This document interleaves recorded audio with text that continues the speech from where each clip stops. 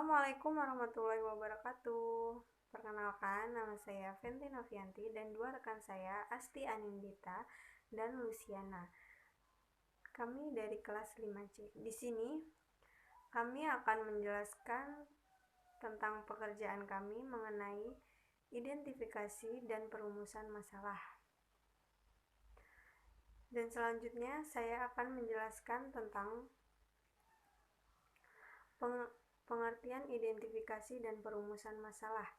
Identifikasi sebuah masalah adalah menandakan bidang yang spesifik untuk menjawab beberapa pertanyaan penelitian. Konsep identifikasi masalah, problem identification, adalah proses dan hasil pengenalan masalah atau inventarisasi dari sebuah masalah. Dengan kata lain, identifikasi masalah adalah salah satu proses penelitian yang bisa dikatakan paling penting di antara proses lain. Masalah penelitian akan menentukan kualitas dari penelitian, bahkan juga menentukan apakah suatu kegiatan bisa disebut penelitian atau tidak. Masalah adalah sesuatu yang menghalangi tercapainya tujuan yang harus diupayakan untuk menyelesaikan melalui suatu proses yang dilakukan secara sistematis.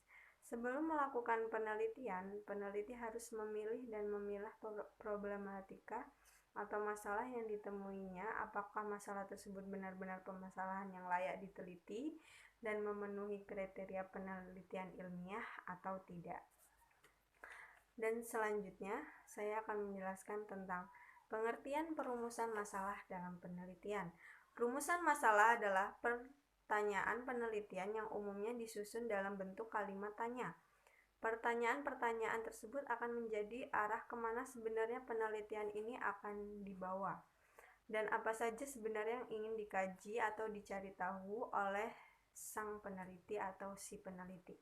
Masalah yang dipilih harus researchable, dalam arti masalah tersebut dapat diselidiki. Dengan pertanyaan yang jelas, akan dimudahkan mengidentifikasi variabel-variabel apa yang ada dalam pertanyaan penelitian tersebut, dan berikutnya memudahkan dalam mengidentifikasi istilah atau variabel dalam pertanyaan penelitian. Dengan pertanyaan yang jelas akan memudahkan mengidentifikasi variabel-variabel apa yang ada dalam pertanyaan penelitian tersebut, dan berikutnya memudahkan dalam mengidentifikasi istilah atau variabel dalam pertanyaan penelitian. Dalam mengidentifikasi istilah tersebut, dapat dilakukan dengan cara sebagai berikut, yaitu constitutive definition, yaitu dengan pendekatan kamus, dan contoh atau by example. Yang ketiga, operation definition, yaitu mendefinisikan istilah atau variabel penelitian secara spesifik, rinci, dan operasional. Selanjutnya, yaitu cara yang harus diperhatikan dalam merumuskan masalah dalam penelitian. Rumusan masalah hendaknya singkat dan bermakna. Masalah perlu dirumuskan dengan singkat dan padat, tidak berbelit-belit yang dapat membingungkan pembaca. Masalah dirumuskan dengan kalimat yang pendek tapi bermakna. Rumusan masalah hendaknya mampu memberi petunjuk tentang memungkinkannya pengumpulan data di lapangan untuk menjawab pertanyaan-pertanyaan yang terkadang dalam masalah penelitian tersebut. Rumusan masalah hendaknya dalam bentuk kalimat tanya. Masalah akan lebih tepat apabila dirumuskan dalam bentuk-bentuk kalimat pertanyaan, bukan kalimat pernyataan.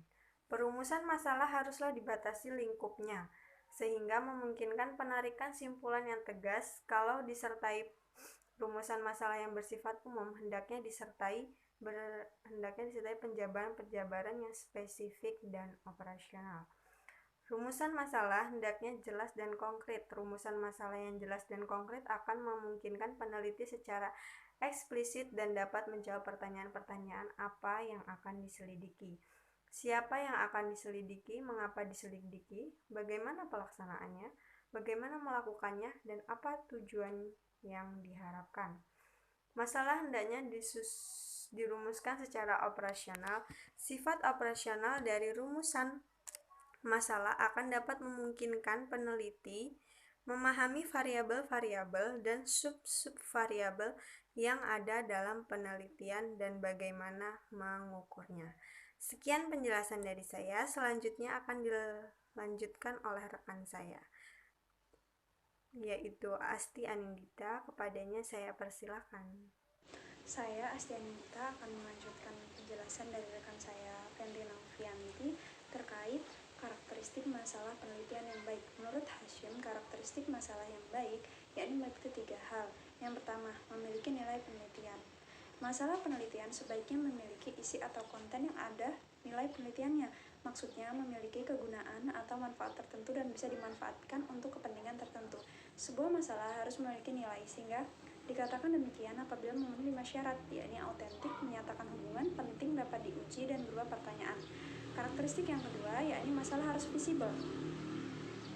Maksudnya adalah masalah tersebut dapat diselesaikan apabila memenuhi 5 syarat, yakni data serta metode harus tersedia, peralatan dan kondisi harus mengizinkan, biaya untuk pemecahan masalah harus seimbang, dan didukung oleh sponsor yang kuat, serta tidak bertentangan dengan hukum dan adat.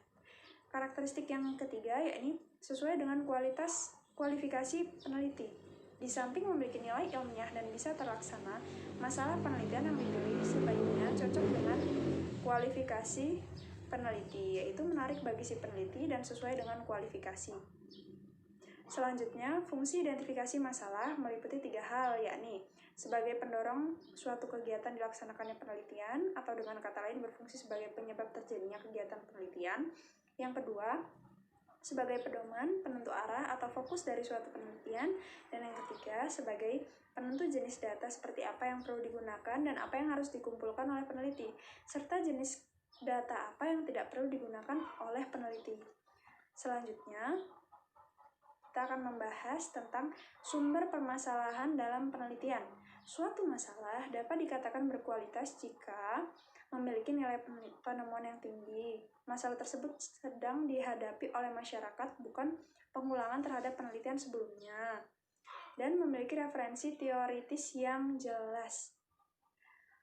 Adapun yang menjadi sumber utama permasalahan ialah yang pertama pengamatan, yang kedua seminar, diskusi, dan pertemuan ilmiah, yang ketiga pengalaman pribadi, yang keempat pernyataan dari orang yang memiliki otoritas, yang kelima intuisi, yang keenam wawancara dan angket, yang ketujuh perasaan dan ilham, dan yang terakhir bacaan. Baik, sekian penjelasan dari saya. Selanjutnya akan dilanjutkan oleh rekan saya, yakni Luciana. Kepadanya dipersilahkan. Assalamualaikum warahmatullahi wabarakatuh. Perkenalkan, nama saya Luciana, akan melanjutkan presentasi dari teman saya. Nah, materinya itu berjudul jenis-jenis perumusan masalah dalam penelitian. Nah, ada yang pertama yaitu masalah deskriptif, yang kedua adalah masalah komparatif, yang ketiga adalah masalah asosiatif. Selanjutnya dalam kriteria dalam mengidentifikasi masalah. Yang pertama, masalahnya dinyatakan atau dirumuskan secara jelas dan tidak ambigu. Yang kedua, masalah tidak menyangkut etika dan moral. Yang ketiga, dapat bermanfaat bagi peneliti dan juga masyarakat. Yang keempat, yaitu masalah menyatakan 2 variabel atau lebih. Yang kelima, masalah didukung dengan data empiris. Yang keenam, sesuai dengan keinginan dan kemampuan penelitinya. Nah, selanjutnya yaitu cara merumuskan masalah dalam penelitian.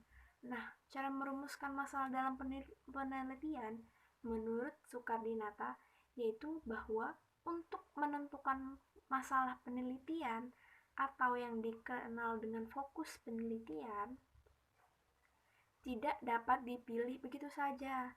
Jadi, penelitian tidak bisa memilih permasalahan berdasarkan perkiraan, imajinasi, dugaan, perasaan.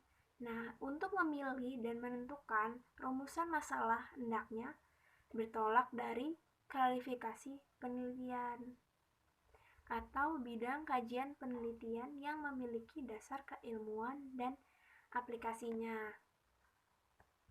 Dan demikianlah presentasi dari kelompok kami.